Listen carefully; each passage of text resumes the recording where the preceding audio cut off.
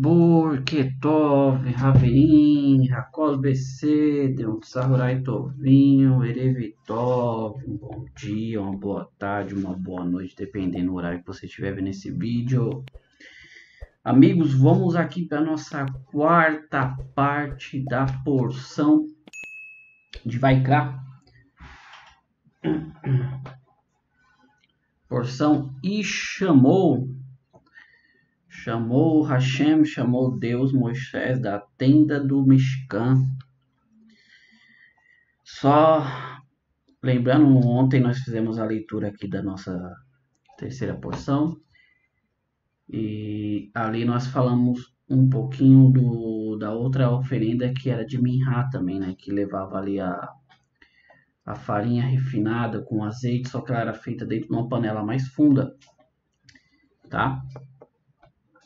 Quiser ver, é só seguir na playlist aí a ordem, tá bom?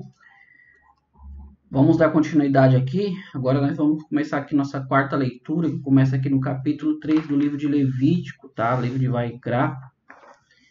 Vamos fazer a leitura aqui, tá bom? E vamos comentar. Tem dois pontos aqui que eu quero me aprofundar um pouquinho, tá? Baruch Adonai Elohim melech haolam asher hakol nihya b'dvaro.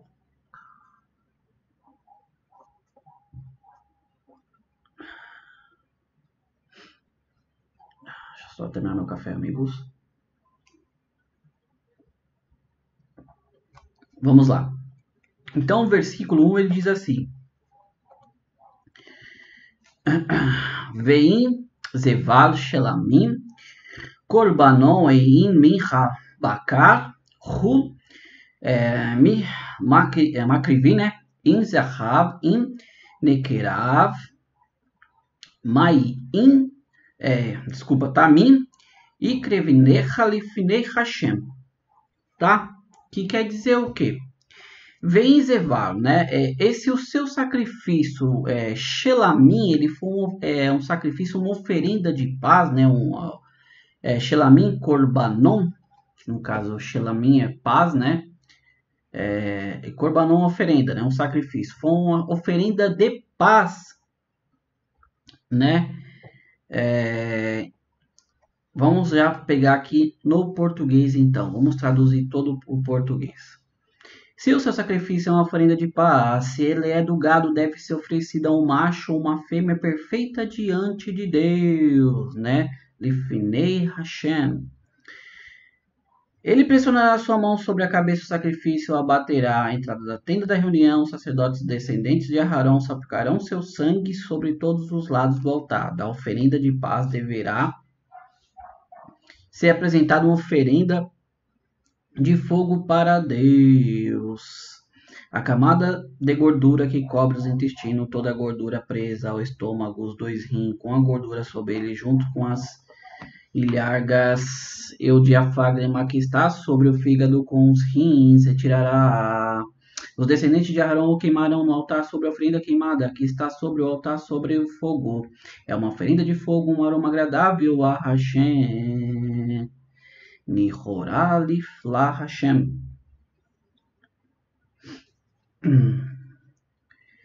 Se o sacrifício para a oferenda de paz a Deus é do rebanho, será oferecido um animal macho ou fêmea perfeito. Se um carneiro é trazido como sacrifício, ele o trará diante de Deus.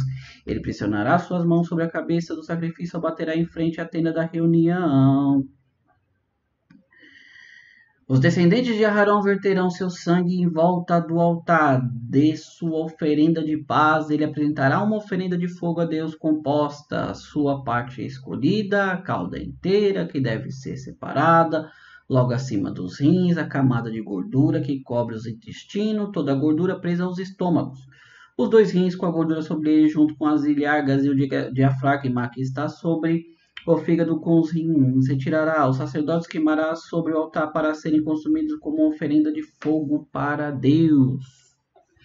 Se a oferenda for de um bode, ele trará diante de Deus, ele pressionará sua mão sobre a cabeça dele e o aterá diante da tenda da reunião. Os descendentes de Arão salpicarão seu sangue em volta do altar. De seu sacrifício ele deverá trazer uma oferenda de fogo para Deus, a camada da gordura que cobre as entranhas, toda a gordura que está sobre as entranhas, os rins com a gordura sobre ele, junto com as ilhagas, diafragma que está sobre o fígado, com os rins retirará. Os sacerdotes queimará sobre o altar para serem consumidos como uma oferenda de fogo, uma aroma agradável para Deus. Todas as gorduras internas são para Deus.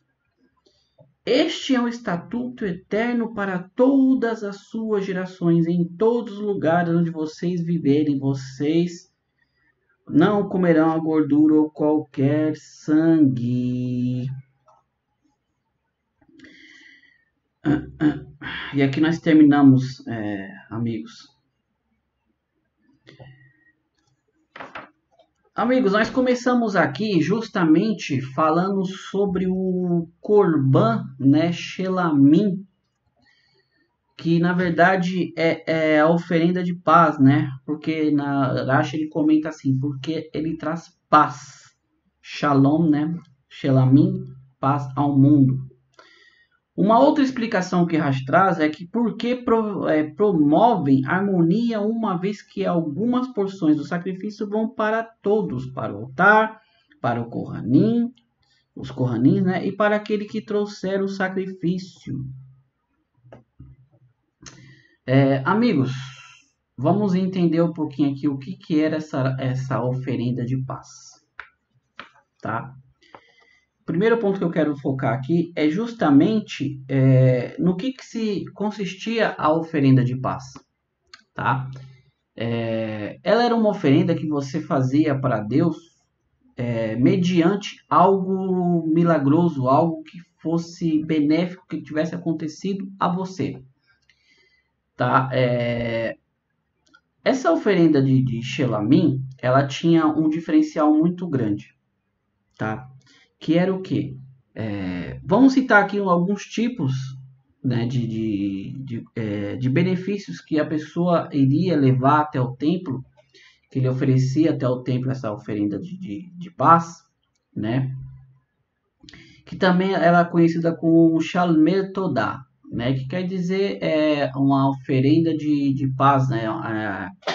Todá em hebraico quer dizer obrigado. Então é uma oferenda de agradecimento a Deus. Seria como se fosse uma ação de graças hoje, tá? Então existem quatro situações enumeradas pelos sábios que eram na época que eram oferecidas, tá? A primeira é se você tivesse sido seriamente, você tivesse ficado doente e Deus viesse ali e te recuperasse, tá? Essa é a primeira. Para aquela época também, se você tivesse atravessado ali o deserto em segurança, talvez você não saiba, mas naquela época era muito inseguro atravessar o deserto. Além das tempestades, além dos locais perigosos do próprio deserto, escorpiões, cobras, animais peçonhentos, também tinha o perigo de você ser assaltado. Naquela época, dificilmente você seria simplesmente roubado, né? Você seria morto também e as areias ali do deserto lhe cobririam. A terceira, no caso, seria a segurança de uma viagem por mar, né? Que também nós sabemos que naquela época era muito perigoso viajar de mar ou de uma parte a outra, né? Eles não tinham todos os recursos que nós temos hoje, as seguranças que nós temos hoje em relação à viagem, né? E por último, o que nós sábios dizem é se você foi libertado da prisão, né? Nunca foi, nós vamos chegar também nessa parte, né? A Torá nunca foi a favor de prisão, tá? É isso mesmo que você está ouvindo. A Torá, ela não é a favor de que a pessoa ela seja encarcerada, tá? Isso é um agrave pela visão de Deus. Nós vamos trabalhar melhor nisso lá na frente, tá bom? Então, o que acontece? São essas situações perigosas também chamadas como Shilmer Todá, né? O agradecimento ali por Deus ter protegido você, tá? No caso, eles traziam ali 40 pães, tá? Era trazido 40 pães até no caso ali o Beit HaMikdash, né? No caso ali do Mishkan, do tabernáculo, né? Juntamente com o animal que nós lemos aqui. E o que acontece? Aí você pergunta, nossa, para que esses 40 pães? Os sábios dizem que, na verdade, ele tinha que consumir tanto o animal como os 40 pães, né, no mesmo dia que ele ofereceu aquele corban, né? Aí você pergunta, nossa, como uma pessoa sozinha ela vai comer, né, parte de um animal e ainda por cima os 40 pães, tá? Aqui tem uma lei dentro, tá? Que fala assim, que na verdade a pessoa que ela trazia, né, o judeu que trazia, ele comia 36 pães, né, no dia que deveria ali ser oferecido, tá? Só que essa oferenda de ação de graça, na verdade, como as pessoas fazem hoje, você não faz ela sozinha, você chama a família, né? Você acaba ali chamando os seus familiares para participar desse agradecimento, né? E aí, né, é claro que todos, né, vão ajudar a comer tudo ali, tá? Então eu chamo a atenção aqui para vocês entenderem que algo que é feito até hoje, os dias de hoje, já estava lá, ó, prescrito nas ordens de Deus dentro de uma lei, tá? Dentro da lei da Torá, né? Então o que acontece? Qual que era o desejo de Deus com o Corban Shelamim, né? Com a oferenda de o sacrifício de paz? Era exatamente o que nós estamos vendo aqui. Porque ele ordenou que o proprietário ele oferecesse assim tantos pães, pois durante a refeição você pensa, né? Claro que perguntaram ao dono por que ele trouxe esse Shalmet Todá, por que ele trouxe essa oferenda de paz, né? Esse agradecimento a Deus até o tabernáculo, né? No caso, ou o Beit HaMikdash, o templo sagrado. Então a pessoa ela vai começar a contar. Ela começando a contar o que Deus fez, né? Vamos pegar aqui um exemplo, né? Olha, eu cruzei o deserto num lugar assustador à noite, Deus me fez e eu ir voltar em paz. Um lobo começou a me cercar, nós sabemos que lobos eles andam em matilha, né? E começaram a me perseguir, tudo, e Deus me fez uma bondade, né? Deus me fez um hesed ali, e aqueles lobos simplesmente do nada se afastaram de mim, que é algo muito improvável. Então, realmente é um milagre. Então, o que acontece? Os ouvintes ali que você acaba se envolvendo com aquilo, você acaba se conscientizando que realmente aquilo foi uma bondade que Deus fez, né? Com a sua misericórdia, e todos começariam a agradecer, a louvar a Deus, né? Grandiosamente pelo milagre que foi feito ali pela pessoa. Então, o objetivo aqui do Corban Shelamim, né, do Shalmet Todá, é fazer com que o dono e todos aqueles que tomarem parte nessa refeição reflitam no quanto Deus cuida de nós e louvemos nós a Ele por isso, tá? Esse é um dos pontos. Eu só quero chamar a atenção aqui, meus amigos, mais uma vez, que desde quando nós começamos a falar aqui sobre o sacrifício, em nenhuma vez ainda nós falamos sobre a questão do sacrifício por perdão de pecado, que é o tão conhecido no mundo aí, né? Se preocupe, vai estar já mais para frente, tá bom? Mas vamos chegar lá.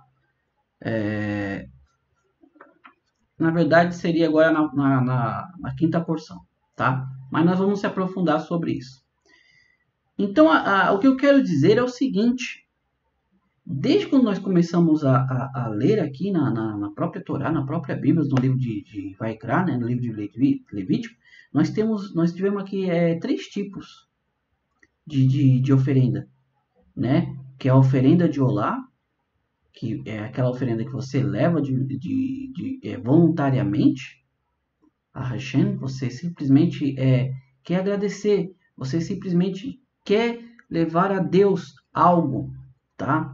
Como eu disse ontem, na verdade, era aquele intuito que você foi forte contra algo que, eu pensei em fazer algo errado, eu pensei em pecar, eu pensei em adulterar, e isso deixou vir no mundo da consciência, mas você não levou ela adiante. Então você vai lá numa forma e agradece a Deus, tá?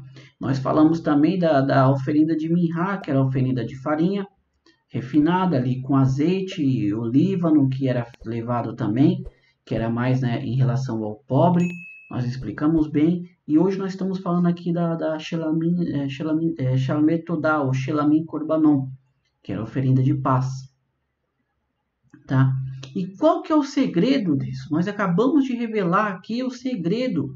O segredo é que quando algo bom acontece na nossa vida, muitas das vezes nós queremos compartilhar isso com os familiares, nós queremos compartilhar isso com o vizinho. E o que que acontece? Isso eleva, né, o nome de Hakadosh Baruch Hu. O nome de Deus acaba se fazendo cada vez mais conhecido. A bondade, a récede de Deus sobre a nossa vida, ela acaba se manifestando e manifestando na vida dos próximos. Então nós acabamos fazendo ali uma refeição voluntária, levava-se ao templo ali, então todos participavam. Por isso tinha ali os 40 pães, ou seja, os 36 você tinha que comer ali, né, entre os familiares, mas aqueles que estariam chegando ali também estavam, o que aconteceu? Por que você está oferecendo, né, essa Shelumet Todá? Então a pessoa ela se envolvia naquela situação, naquela história daquele milagre, né? No caso do Arif Wash lemado, uma cura completa de uma doença que parecia incurável, mas Deus foi lá, de uma viagem que parecia impossível, perigosa. Então ela acaba entendendo que Deus realmente guarda, né, ali a pessoa. Então, vocês entendam bem, tudo isso que foi pintado durante tantos anos, esse sacrifício que matava animais para perdoar pecado, tudo má interpretação.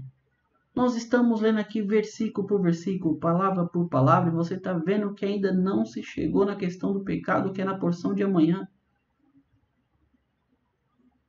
E nós vamos entender o que era esse tipo de pecado. Não é isso que foi, sabe, foi incrustado na mente da pessoa. Não. Tá? Toda essa questão do sacrifício, do corban, ela é muito profunda.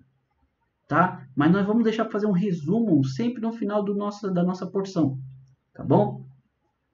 Amigos, a última parte que eu queria trazer aqui para vocês é justamente o último versículo, né, que ele vem e fala assim, né, Hukat, né, este é um estatuto, Hukat Olam, este é um estatuto eterno, Ledor Terren, né, é um estatuto eterno para vossas gerações, Ledor Terren, né, Behol, contudo, né, em todos os lugares, Behol Moshivet Teichen, ou seja, em todos os lugares, Kol Halev, né, todos os lugares, em todos onde vocês viverem, tá? Verholdan Lo Tohelu, né, ou seja, vocês não comerão gordura ou qualquer sangue, tá? Vamos colocar para o português, então, assim, este é um estatuto eterno para todas as gerações, em todos os lugares onde vocês viverem, vocês não comerão a gordura ou qualquer sangue, né?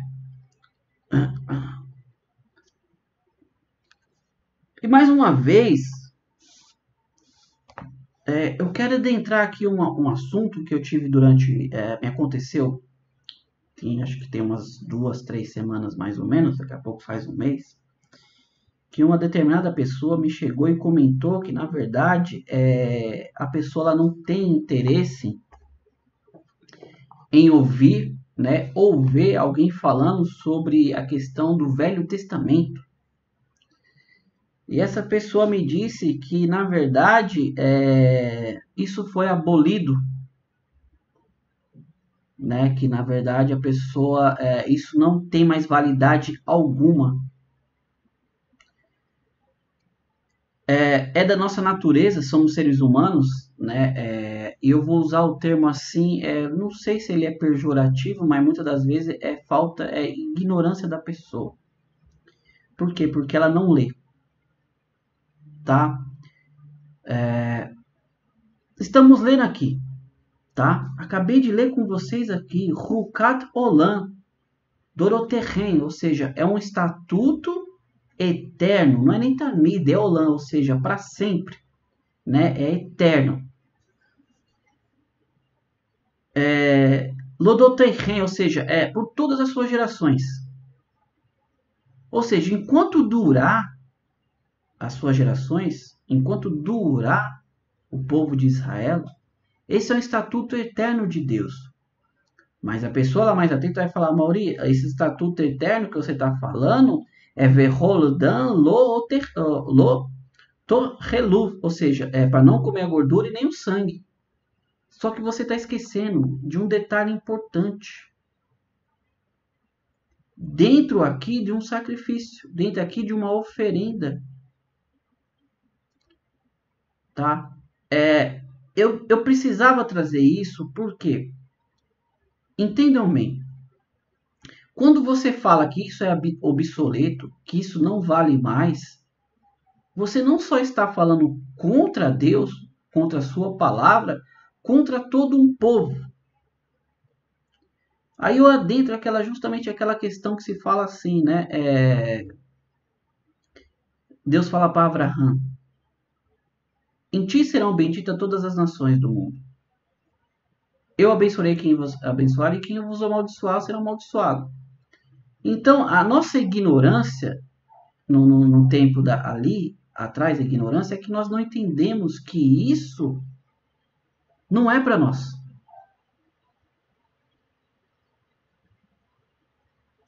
Por que você fala, Maurício, não é para nós? Porque é o que eu falo.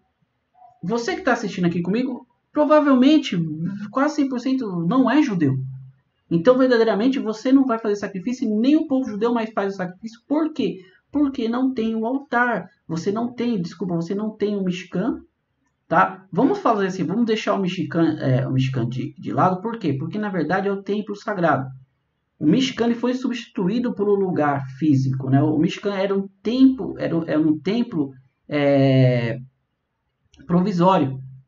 Então vamos trazer aqui para o Beit HaMikdash, para o templo sagrado. Então não tem mais o templo sagrado. Então se você acaba oferecendo um sacrifício, mesmo fazendo um altar que não é o altar que Deus falou, nós já falamos aqui, você acaba fazendo a demônios. Então todo esse cuidado o povo judeu ainda tem. Aí você vem, sabe, você pega-se uma nação aí que tem 500 anos de história, no nosso caso aqui, nós os brasileiros, né? Aí você quer fazer o quê? Você quer apagar toda uma história de mais de 3 mil anos de, de mais de 3 mil anos, porque você acha que você pegou o livro deles e interpretou melhor do que eles, que viveram aquilo.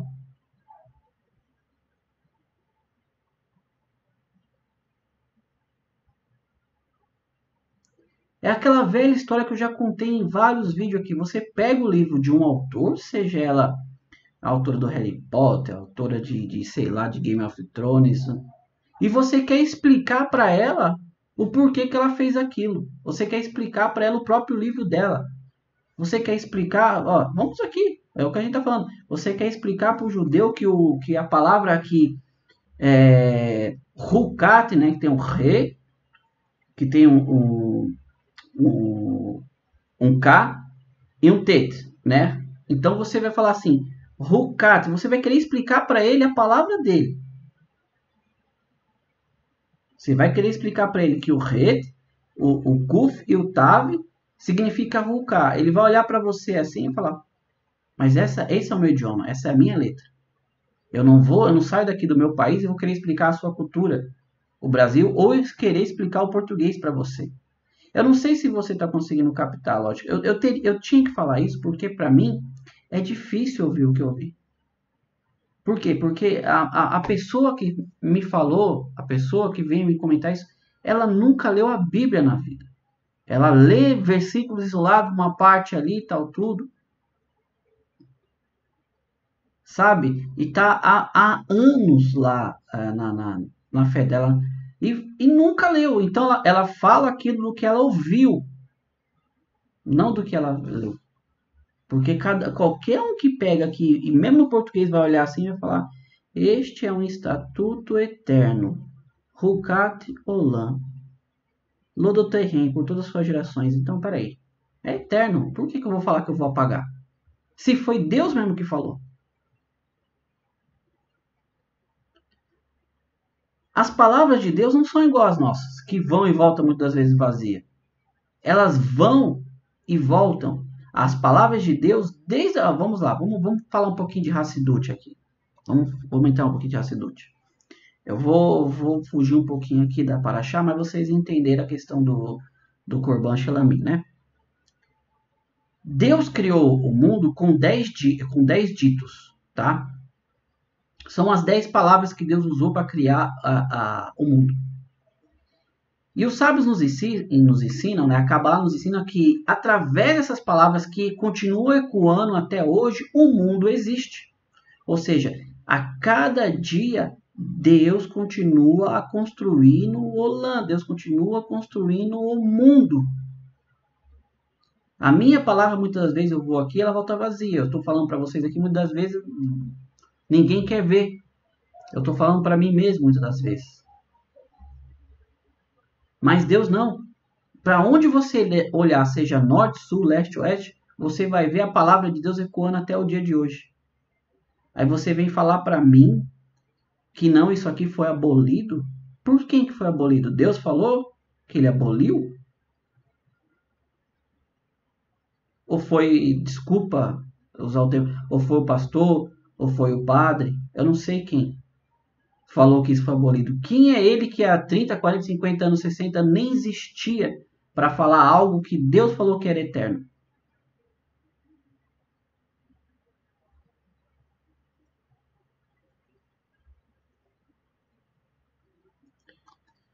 Esse é um assunto para outro vídeo que nós vamos preparar.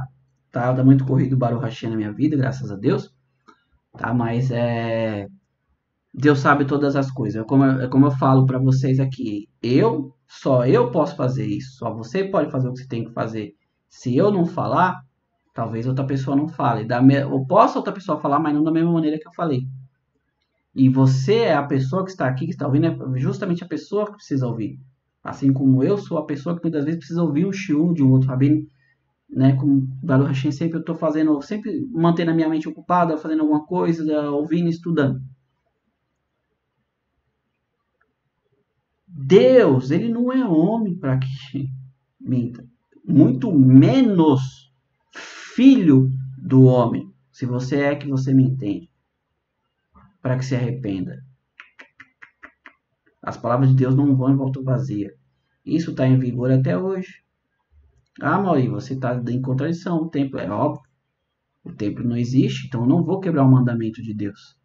Mas Deus falou, enquanto vocês tiverem sua geração, pelo menos a parte aqui de você começar em engordar, vocês não vão comer. Porque quando Ezequiel fala que o templo vai retornar, inclusive tem todas as medidas, vou preparar um vídeo sobre Ezequiel também, nós vamos manter, esse canal ele vai expandir.